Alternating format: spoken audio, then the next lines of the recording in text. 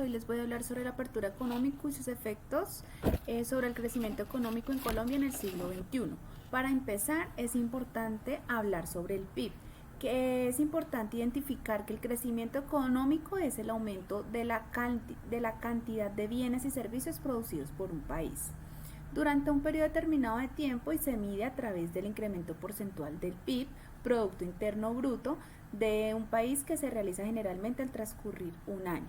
Es decir, que si el PIB crece a un ritmo superior a la de la población, el nivel de vida de la población aumenta, o por lo contrario, si la tasa del PIB es inferior, el nivel de vida disminuirá.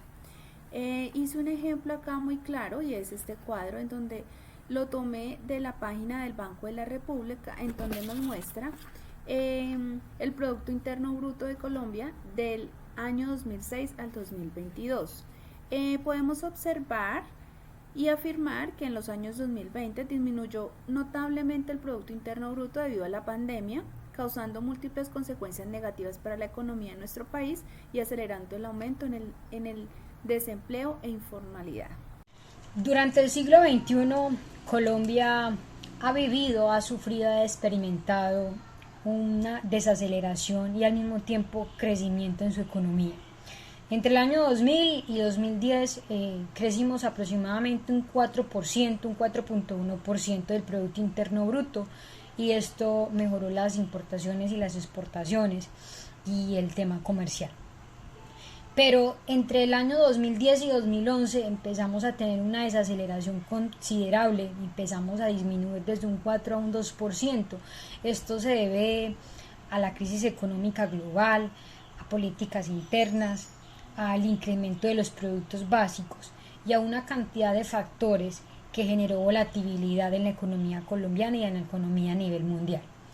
En el año 2020 el mundo vivió un hito que hasta ahora no se ha podido recuperar y fue a causa del COVID-19. Históricamente marcó la economía global, marcó la economía del país, afectando la manufactura, el área financiera y principalmente las pequeñas empresas. Creo que hasta ahora las empresas grandes, las multinacionales, dicen que apenas están empezando a tener una breve y una leve recuperación de la gran afectación que tuvieron durante ese año de pandemia, pero muy poco se habla de lo que vieron los pequeños empresarios que quebraron y que hasta ahora no han podido recuperarse a causa de este hito histórico. Se están implementando unas políticas públicas desde el Estado, unas políticas monetarias desde el Banco Nacional de la República. Sin embargo, es un proceso lento que toma su tiempo y que hasta ahora estamos a la espera de cómo evoluciona la economía del país durante este último semestre del año 2023 y qué nos espera para el año 2024, que es la zozobra de muchos colombianos y de muchas personas a nivel mundial en este momento. Vamos a hablar sobre el proceso de descentralización en Colombia. Este comenzó a partir de los años 80 con la recaudación de impuestos a nivel local, pero antes teníamos un Estado centralista. Como su nombre lo indica, todo surgía a partir del gobierno central, quien era el encargado de tener todas las funciones a su cargo, y esto tenía graves consecuencias, había deficiencia en la prestación de servicios públicos, la democracia era restringida y había más corrupción de la que tenemos ahora.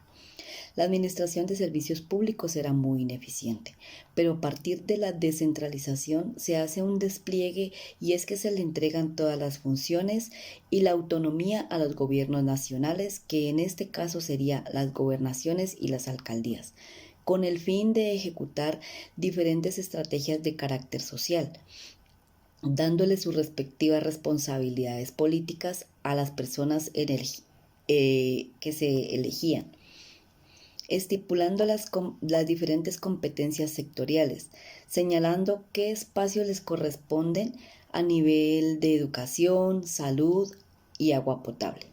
De aquí que durante los años 80 y 90 la descentralización política consistió principalmente en abrir un espacio para ejercer derechos políticos mediante las elecciones democráticas de alcaldes y gobernadores, promoviendo así que haya una participación ciudadana y dando más autonomía.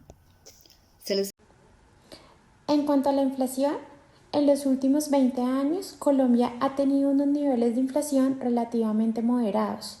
Presentó picos importantes, como en el 2008, con el 7.7%, debido en primer lugar porque se presentaron alzas en los precios internacionales del petróleo, y en el 2015 con el 6.8%, esto debido al fenómeno climático del Niño.